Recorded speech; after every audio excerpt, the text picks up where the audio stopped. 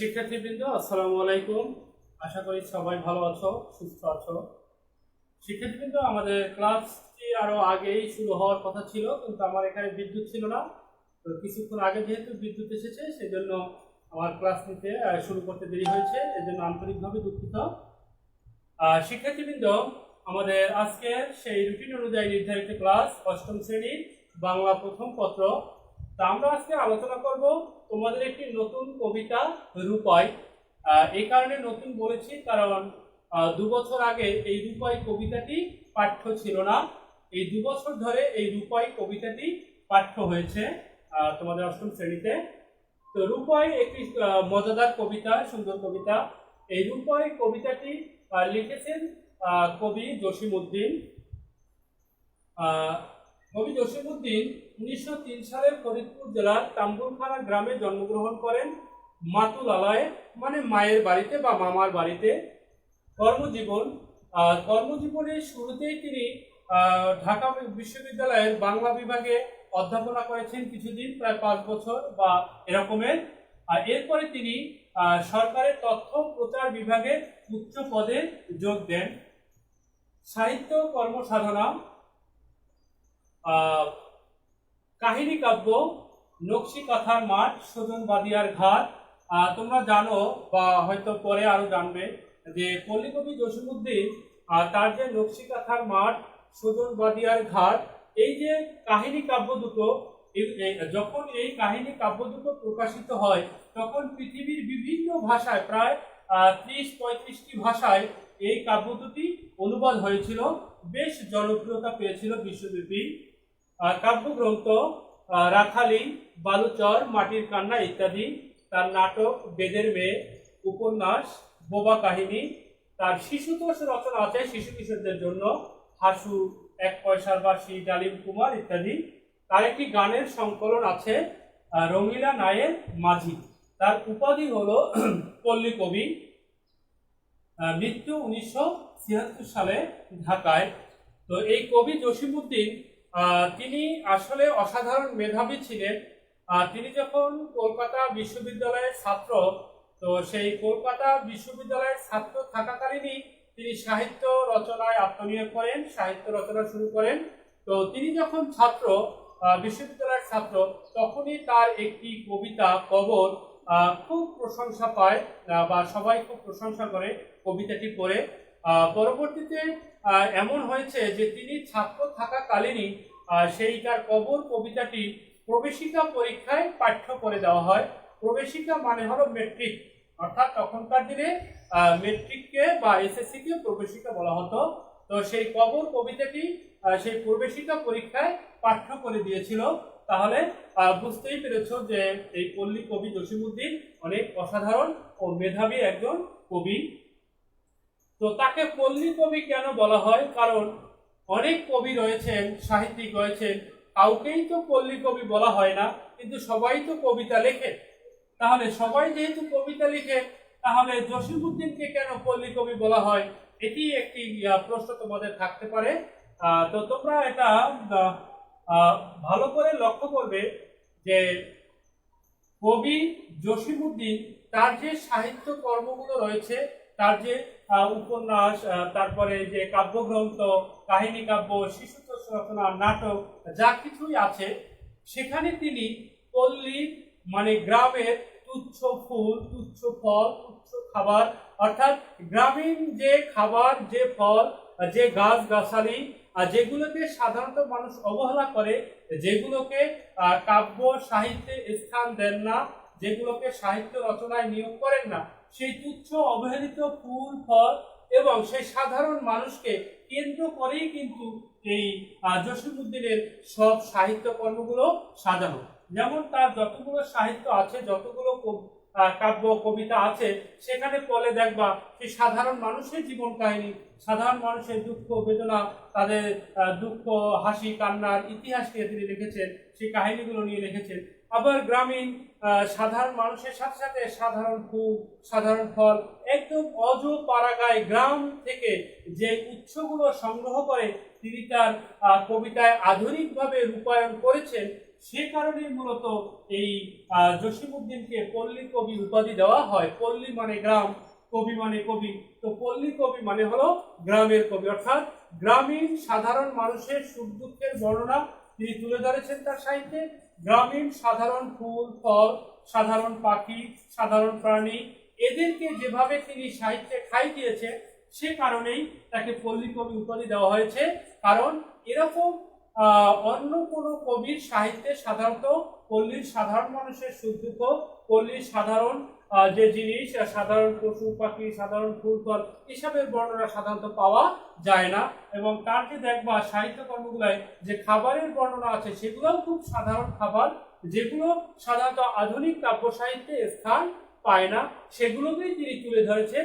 এ কারণেই কবি জসীমউদ্দিনকে পল্লী কবি বলা হয়। আচ্ছা, আমার লেখাগুলো কি দেখা যাচ্ছে? হ্যাঁ, তো আমরা রূপাই কবিতাটি একটু পড়ে নিই। তোমরাও আমার সাথে সাথে পড়ো বইটি বের করে, তাহলে আমরা অর্থটা বুঝতে পারবো। তো জসীমউদ্দিন এই রূপাই কবিতাটি নকশি কাঁথার মাঠ কাহিনী কাব্য থেকে নিয়েছে। এই নকশি কাঁথার মাঠ কাহিনী কাব্যের একটি কবিতা ছিল রূপাই। সেই রূপাই কবিতাটি এখানে পাঠ্য করেছেন তোমাদের বইয়ে। তো দেখো, এই গায়ের এক চাষার ছেলে, লম্বা মাথার চুল, কালো মুখে কালো ভ্রমর, কিসের রঙিন ফুল। অর্থাৎ এই গায়ের এক চাষার ছেলে, তার লম্বা মাথার চুল, মানে কৃষক, চাষা মানে কৃষকদের চাষা বলা হয়। তো চাষার ছেলে মানে কৃষকের ছেলে এক গ্রামের, এবং তার মাথার চুল লম্বা। তো কালো মুখে কালো ভ্রমর, কিসের রঙিন ফুল। অর্থাৎ রঙিন ফুলের যে সৌন্দর্য, তার থেকেও বেশি সৌন্দর্য আছে এই কালো রঙের চাষার ছেলে। চাষার ছেলের গায়ের রং হয়তো কালো, কিন্তু সেই কালো রঙের মধ্যেও তার যে সৌন্দর্য ফুটে উঠেছে, সেটি রঙিন ফুলের থেকেও সুন্দর বা ভালো। কাঁচা ধানের পাতার মতো কচি মুখের মায়া, তার সাথে মাখিয়ে দিয়েছে নবীন তৃণের ছায়া। নবীন তৃণ, নবীন মানে নতুন, তৃণ মানে ঘাস। তো নবীন তৃণ মানে হলো নতুন ঘাস। তো নতুন ঘাস দেখতে যেরকম কোমল সুন্দর, তেমনি কাঁচা ধানের পাকার মতো কচি মুখের মায়া। কাঁচা ধান, ধান যখন পাকার আগ মুহূর্তে, কাঁচা অবস্থায় কিন্তু ধানের রংটা খুব সুন্দর দেখায় এবং দেখতেও সুন্দর লাগে। তো ঠিক সেই কাঁচা ধানের যে সৌন্দর্য, নবীন তৃণের মানে নতুন পাতার যে, নতুন ঘাসের যে সৌন্দর্য, ঠিক সেরকমই সৌন্দর্য ফুটে উঠেছে এই চাষার ছেলে অর্থাৎ রূপাইয়ের। তার মুখের মায়াও সেরকম। জালি লাউয়ের ডগার মতো বাহু দুখান সরু, গাখানি তার শ্রাবণ মাসের যেমন তমাল তরু। দেখো, জালি লাউয়ের ডগার মতো, জালি লাউ, আমরা সাধারণত জালি লাউ বলতে কচি লাউকে বুঝি। তো কচি লাউয়ের যে ডগাগুলো, সেই ডগাগুলো কিন্তু চিকন হয়। কচি লাউয়ের ডগাগুলো চিকন হয়, এই আঙুলের মতো চিকন হয়। তো এই রূপাই অর্থাৎ চাষার ছেলে রূপাইয়ের যে বাহু, এটাকে বাহু বলি আমরা, এই বাহুগুলো সেই কচি লাউয়ের ডগার মতোই সরু। গাখানি তার শ্রাবণ মাসের যেমন তমাল তরু। শ্রাবণ মানে হলো শ্রাবণ মাস, শ্রাবণ মাস মানে হলো শ্রাবণ মাস। তো শ্রাবণ মাসের সেই বৃষ্টিতে ভিজে তমাল গাছের যেরকম সৌন্দর্য হয়, তমাল গাছের, তমাল এক ধরনের গাছের নাম। তো সেই তমাল গাছের যে কাণ্ড অর্থাৎ মূল গাছ, সেটি বৃষ্টিতে ভিজে তার যে সৌন্দর্য দেখা যায়, ঠিক আর এই রূপাইয়ের অর্থাৎ চাষার ছেলে রূপাইয়ের শারীরিক সৌন্দর্য সেরকম। এই জন্য কবি সেই শ্রাবণ মাসের সেই তমাল গাছের সাথে রূপাইয়ের দেহ সৌন্দর্যের তুলনা করেছে। বাদল ধোয়া মেঘে কেগো মাখিয়ে দিয়েছে তেল, বৃষ্টি মেয়ে পিছতে পরে ছড়িয়ে আলোর খেল। বাদল মানে বৃষ্টি। তো বৃষ্টিতে ভিজে যে সেই তমাল গাছে যে তেল মাখানোর মতো অবস্থা, তেল মাখালে যেরকম পিচ্ছিল হয় বা সৌন্দর্য হয় ঝিরিক ধরে, তার শরীরটিও সেরকম। এবং সেখানে যে আলোর ঝলকানি, বিজলি মেয়ে অর্থাৎ মেঘে মেঘে যখন বৃষ্টি হয়, তো মেঘে বৃষ্টি হওয়ার আগে মেঘ গুড়গুড় করে এবং সেখানে যে বিজলি চমকায়, অর্থাৎ বিজলি চমকায়, মেঘের ঘর্ষণে যে আলোর ফুলকি চলে আসে, যেটাকে আমরা বিজলি বলি। তো সেরকম সেই বিজলির ঝলকানোর মতো তার শরীরের সৌন্দর্য সেরকম। এই জন্য কবি তার শারীরিক সেই রংকে সেই বীজদের সাথে তুলনা করেছেন। কচি ধানের তুলতে চারা হয়তো কোনো চাষি, মুখে তাহার জড়িয়ে গেছে কতক টাকার হাসি। কচি ধানের চারা যখন চাষিরা উপড়ে ফেলে অন্য জায়গায় লাগানোর জন্য, অর্থাৎ কচি ধানের চারা তোলার সময় চাষিদের মুখে যে হাসি লেগে থাকে, ঠিক সেরকমেরই হাসি এই রূপাইয়ের মুখেও লেগে আছে। অর্থাৎ রূপাই খুব হাসি খুশি ছেলে। কালো চোখের তারা দিয়েই সকল ধরা দেখি, কালো দাঁতের কালি দিয়েই কেতাব কোরআন লেখি। অর্থাৎ কবি এখানে কালোটাকে উপস্থাপন করেছেন যে আমরা যে সাধারণত কালোকে তুচ্ছ জ্ঞান করি, কালোকে অবহেলা করি, এজন্য কবি বলেছেন যে কালো মানেই খারাপ নয়। কারণ আমাদের যে চোখের তারা মানে আইবল, যেটি দিয়ে আমরা সকল পৃথিবীর সবকিছু দেখতে পাই, সেই চোখের মণি বা গোলকটাও কিন্তু কালো রঙের। তারপরে কালো দাঁতের কালি দিয়েই, এখানে দাঁত মানে দোয়াত, অর্থাৎ কালির দোয়াত। এখন যেরকম আমরা কলম দিয়ে লিখি, আগের দিনে কিন্তু সেরকম কলম দিয়ে লেখা হতো না। তখন কিন্তু যে এরকম কৌটা ভর্তি কালি থাকতো, সেই কালির মধ্যে বাঁশের কঞ্চি ডুবিয়ে তারপরে লেখা হতো তাল পাতায় বা অন্যান্য পাতায়। তো সেই জন্য সেই তখন ওই কালি যেই কৌটায় রাখা হতো ওটাকে বলতো কালির দোয়াত। এখানে দাঁত বলতে ওই কালির দোয়াতকে বোঝানো হয়েছে বা কালি রাখার কৌটা। তো সেই কালো কালি দিয়েই আমরা কোরআন কিতাব অর্থাৎ যত বই পুস্তক তো কালো কালি দিয়েই লেখি, তাহলে কালো অবহেলার জিনিস নয়। জনম কালো মরণ কালো, কালো ভুবনময়, চাষিদের ওই কালো ছেলে সব করেছে জয়। অর্থাৎ জনম কালো, মরণ কালো, ভুবনময় সবকিছুই তো কালো। তো চাষিদের ওই কালো ছেলে এসে তার কালোকে ছাপিয়ে সবকিছুকে জয় করে ফেলেছে। রং পেলে ভাই গড়তে পারি, সোনায় যে জন সোনা বানায়, কিসের গরব তার, রং পেলে ভাই গড়তে পারি রামধনুকের হাত। সোনা মূল্যবান জিনিস, এই মূল্যবান জিনিস দিয়ে যে কেউ মূল্যবান গহনা তৈরি করতে পারেন, এখানে তার গর্ব করার কিছু নাই। যেমন অনেক রং তুলি পেলে যে কেউ রামধনুকের হার বলতে যে রংধনু আছে, রংধনু 7টি রং অর্ধবৃত্তাকার, সেই অর্ধবৃত্তাকার রংধনু সেটা রং তুলি পেলে যে কেউ আঁকতে পারে। কালোই যে জন আলো বানায়, ঘুরাই সবার মন, তারই পদ রোদের লাগি লুটায় বৃন্দাবন। কিন্তু কালোকে যে আলো বানায়, অর্থাৎ তার শরীরের রং কালো হলেও সে কালো দিয়ে যদি ভুবনময় আলোকিত করতে পারে, সবকিছুকে আলোকিত করতে পারে, তাহলে সেটাই তার গৌরব বা অহংকার, বা সেটাই তার সৌন্দর্য বা তার ক্ষমতা। যেমন সেই বৃন্দাবনে আমরা জানি যে সনাতন ধর্মে কৃষ্ণকে অবতার ভাবা হয়, একজন অবতার। তো সেই কৃষ্ণের গায়ের রং কালো ছিল, অথচ সবাই সেই কৃষ্ণের পদধূলি পাওয়ার জন্য ব্যস্ত ছিল, সেটি এখানে তুলে ধরা হয়েছে। যে কালো তার মাঠেরই ধান, যে কালো তার গাও, সেই কালোতে স্নান করি উজাও তাহার গাও। অর্থাৎ মাঠের ধান কালো, তারপরে কালো তাহার গাও, অর্থাৎ গ্রামের যে শ্যামল ছায়া, যে শ্যামল সৌন্দর্য, সেটিও কালো রঙের দেখা যায় দূর থেকে বা বিকেল বেলায়, সেটিও কালো রঙের দেখা যায়। এই জন্য বলা হয়েছে সকল কালো তার গাও।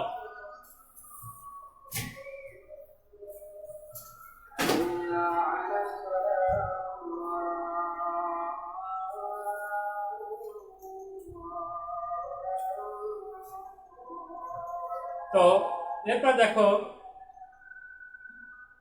যে কালো তার মাঠেরই ধান, যে কালো তার গাও, অর্থাৎ মাঠের ধান সেটিকেও দূর থেকে কালো দেখায় যখন কচি ধান থাকে পাকার আগে, এবং তার গ্রামের যে সৌন্দর্য সেটিও কালো।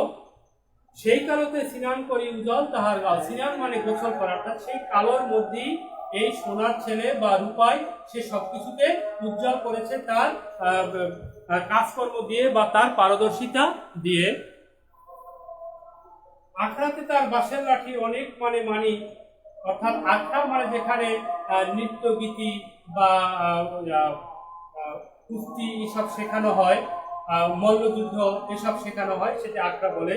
তো সেখানে তার বাঁশের লাঠি অনেক মানে আখড়ার গানে তিনি যে লাঠি খেলায় পারদর্শী সেটি বোঝাচ্ছে যে তার সাথে লাঠি খেলায় কেউ পারে না, অর্থাৎ তিনি অনেক ভালো লাঠি খেলতে পারেন। খেলার দলে তারে নিয়েই সবার টানাটানি, অর্থাৎ খেলার দলে তাকে নিয়েই সবার টানাটানি, কারণ তিনি এতই ভালো খেলেন যে সব দলেই তাকে টেনে নিতে চায়। জারির গানে তাহার গলা উঠে সবার আগে, অর্থাৎ জারির গানেও তার গলা সবার আগে উঠে। জারি মানে কারবালার শোকবাহ ঘটনা নিয়ে যে গানগুলো গাওয়া হয় সেগুলো জারি গান, আর এই জারি গানেও তিনি পারদর্শী। শাল সুন্দি বেদ যেন ও সকল কাজেই লাগে। শাল মানে শাল গাছ, তারপর সুন্দি মানে শ্বেতপত্র, তারপরে বেদ, এগুলো যেমন সকল কাজে ব্যবহার করা হয়, সকল কাজে এগুলো দরকার হয়, তেমনি এই রূপাইও সব কাজেই পারদর্শী সেটি বোঝানো হয়েছে। রূপাই যেমন বাপের বেটা কেউ দেখেছেন হেন, বুড়ো রাখায় ছেলে নয় ও পাগাল লোহা যেন। বুড়ো রাখায় পাগাল লোহা, পাগাল মানে ইস্পাত, অর্থাৎ ইস্পাতের মতো শক্ত যেটা সেটাকে, তো এখানে রূপাইয়ের যে শারীরিক শক্তি সেটা লোহার মতো শক্ত, অর্থাৎ তার শরীরে লোহার মতো শক্তিশালী, ইস্পাতের মতো শক্তিশালী, সেটা বোঝানো হয়েছে। যদিও রূপা নয়তো রূপায় রূপার চেয়ে দামি, এককালেতে ওরই নামে সবকা হবে না। অর্থাৎ এখানে যদিও রূপাই নামটা রূপাই, তবে সে রূপার চেয়েও অনেক দামি, কারণ এককালে রূপার চেয়েও সে এই গ্রামের নাম উজ্জ্বল করবে, রূপার চেয়েও দামি হয়ে উঠবে। তো এখানে মূলত রূপাই এক চাষার ছেলে, এই চাষার ছেলেদের সব কাজে পারদর্শী, এবং এই চাষার ছেলের অনেক গুণ, সেই লাঠি খেলা, জারি গান, বিভিন্ন খেলাধুলা, শক্তি, সব দিক দিয়ে তার পারদর্শিতা এখানে তুলে ধরা হয়েছে। এবং সেই চাষার ছেলের যে শারীরিক সৌন্দর্য, এটাই মূলত তুলে ধরেছেন কবি এই কবিতায়। তো শিক্ষার্থীবৃন্দ, এবারে আমরা কিছু বাড়ির কাজ দিব তোমাদের। আশা করি তোমরা কবিতাটি বুঝতে পেরেছ।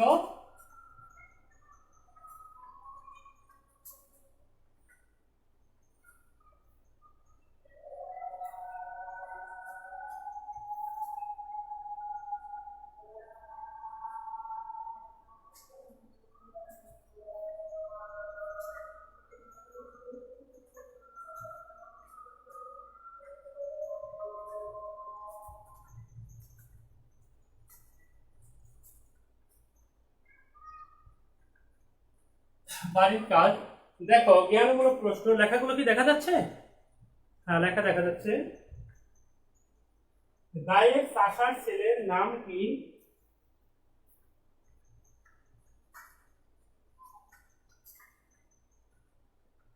গায়ের চাষার ছেলের নাম কি? গায়ের চাষার ছেলের নাম কি, সেটা অবশ্য কবিতায় শিরোনামই বলা আছে। চাষার ছেলের নাম কি? কাঁচা ধানের পাতার মতো কিসের মায়া?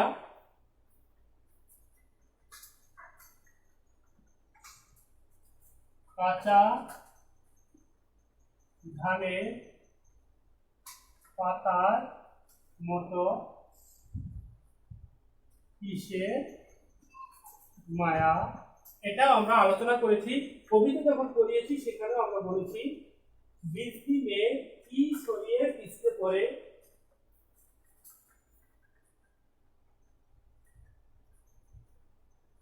বিজলি মেয়ে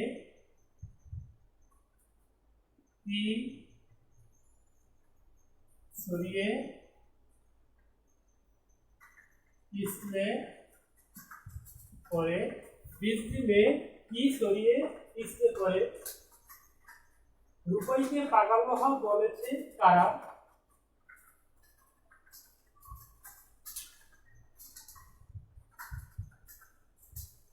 রূপাইকে পাগল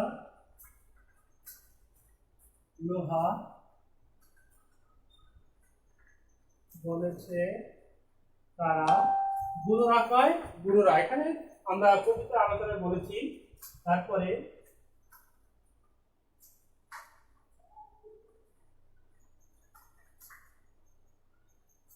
শাওন শব্দের অর্থ কি?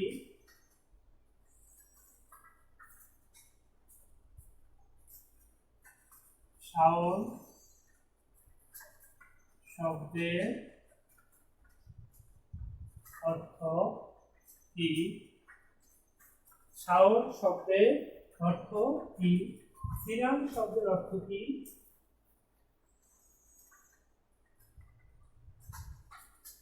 সিরাম শব্দের অর্থ কি?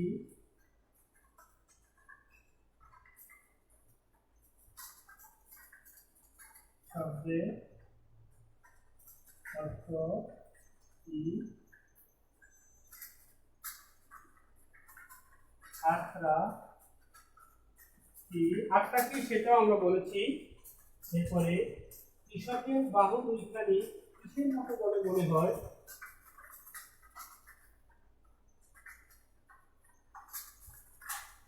কৃষকের বাহু দুইখানি কিসের মতো বলে মনে হয়? কিসের মতো বলে মনে হয়? তো শিক্ষার্থীবৃন্দ, এইটাই কি তোমাদের জ্ঞানমূলক প্রশ্ন। এরপরে আমরা কিছু অনুধাবনমূলক প্রশ্ন দিব।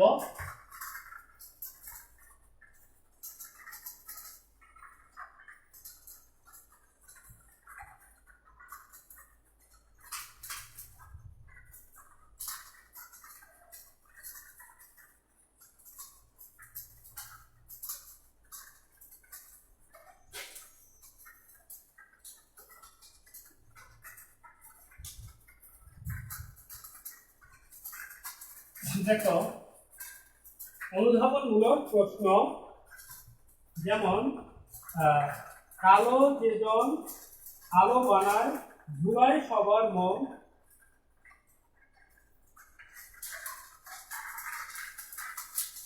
কালো যেজন আলো বানায়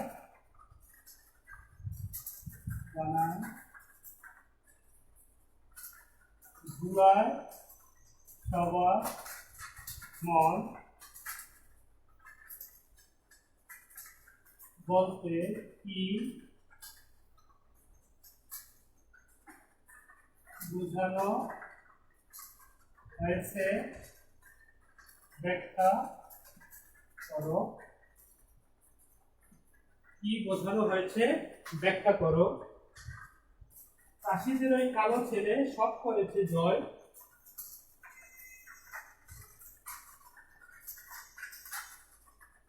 চাষিদের ওই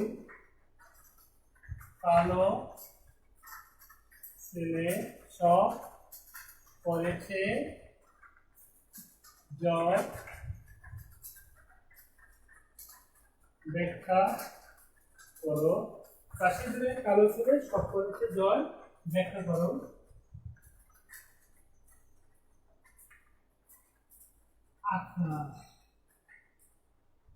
শাল সন্ধি বেদ যেন শাল সন্ধি বেদ কোন প্রসঙ্গে বলা হয়েছে?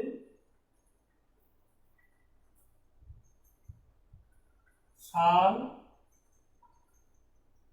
সন্ধি বেদ কোন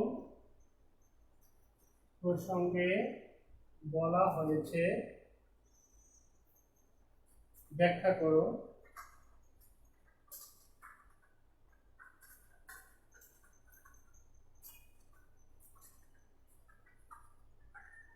শাল সন্ধি বেদ কোন প্রসঙ্গে বলা হয়েছে? ব্যাখ্যা করো।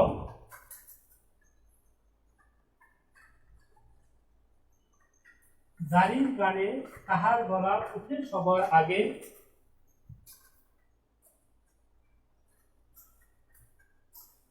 জারির গানে কাহার গলা উঠে সবার আগে বলতে কি বোঝানো হয়েছে? ব্যাখ্যা করো। কি বোঝানো হয়েছে? ব্যাখ্যা করো। আখড়াতে তার বাঁশের লাঠি অনেক মানে মানি,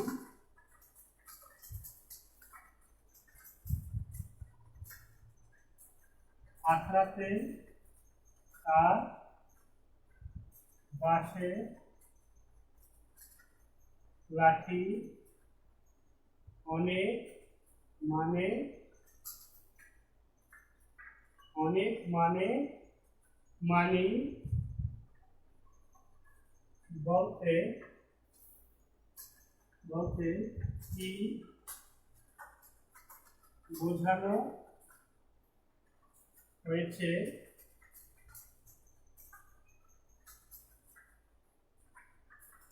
ব্যাখ্যা করো। কি বোঝানো হয়েছে ব্যাখ্যা করো। সোনায় যেজন সোনা বানায় কিসের গৌরব তার,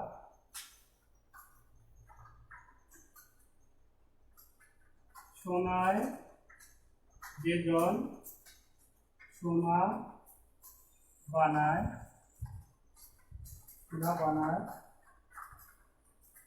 কিসের গৌরব তার বলতে বলতে কি বোঝানো হয়েছে ব্যাখ্যা করো। শিক্ষার্থীবৃন্দ, দেখো আমরা তোমাদের কিছু অনুধাবনমূলক প্রশ্ন দিয়েছি। যেমন কালো যেজন আলো বানায় ধুলায় সবার মন বলতে কি বোঝানো হয়েছে ব্যাখ্যা করো। কাশিদের ওই কালো ছেলে সব করেছে জয় বলতে কি বোঝানো হয়েছে ব্যাখ্যা করো। শাল সন্ধি বেদ কোন প্রসঙ্গে বলা হয়েছে ব্যাখ্যা করো। জারির গানে তাহার গলা উঠে সবার আগে বলতে কি বোঝানো হয়েছে ব্যাখ্যা করো। আখড়াতে তার বাঁশের লাঠি অনেক মানে মানি এ কথাটি বলতে কি বোঝানো হয়েছে ব্যাখ্যা করো। সোনায় যেজন সোনা বানায় কিসের গৌরব তার, এই চরণটি দিয়ে কি বোঝানো হয়েছে ব্যাখ্যা করো। এগুলো তোমাদের অনুধাবনমূলক প্রশ্ন। অবশ্যই এই প্রশ্নের উত্তরগুলো তোমরা বাসায় কমপ্লিট করবে এবং কবিতাটির বাকি অংশগুলো তোমরা বাসায় পড়বে। এরপরে আমরা শিক্ষণ ফলটি দিব।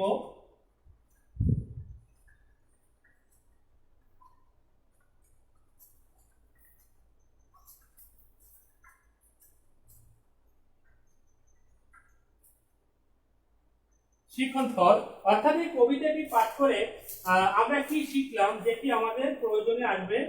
যেমন আবহমান গ্রাম বাংলার প্রকৃতির স্বরূপ, আবহমান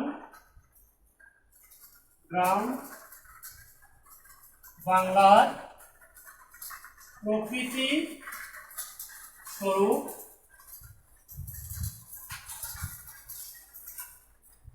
আবহমান গ্রাম বাংলার প্রকৃতির স্বরূপ সম্পর্কে আমরা একটি ধারণা পাব। মানব সভ্যতার ইতিহাস সৃষ্টিতে কৃষকের অবদান, মানব সভ্যতার ইতিহাস সৃষ্টিতে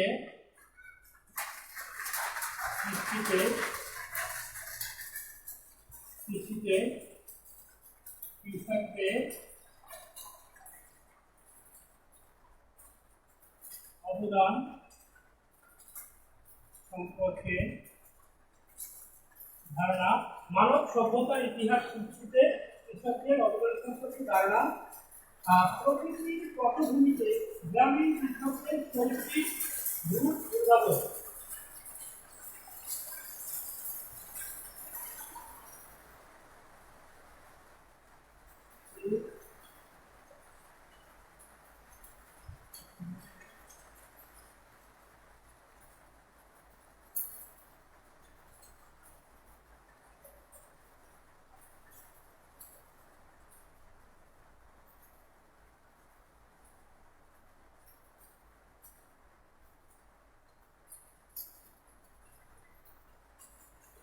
গ্রামীণ পটভূমিতে প্রকৃতির পটভূমিতে গ্রামীণ কৃষকদের শৈল্পিক রূপ সম্পর্কে ধারণা। গ্রামীণ কৃষকদের রূপ ও কর্মরূপ সম্পর্কে ধারণা।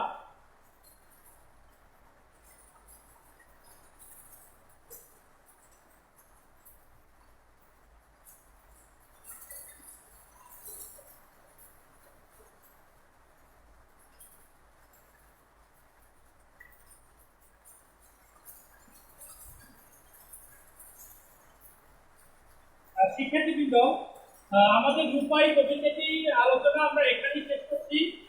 তো ভালো থাকো তোমরা, তোমাদের সাথে দেখা হবে পরবর্তী ক্লাসে। আল্লাহ হাফেজ।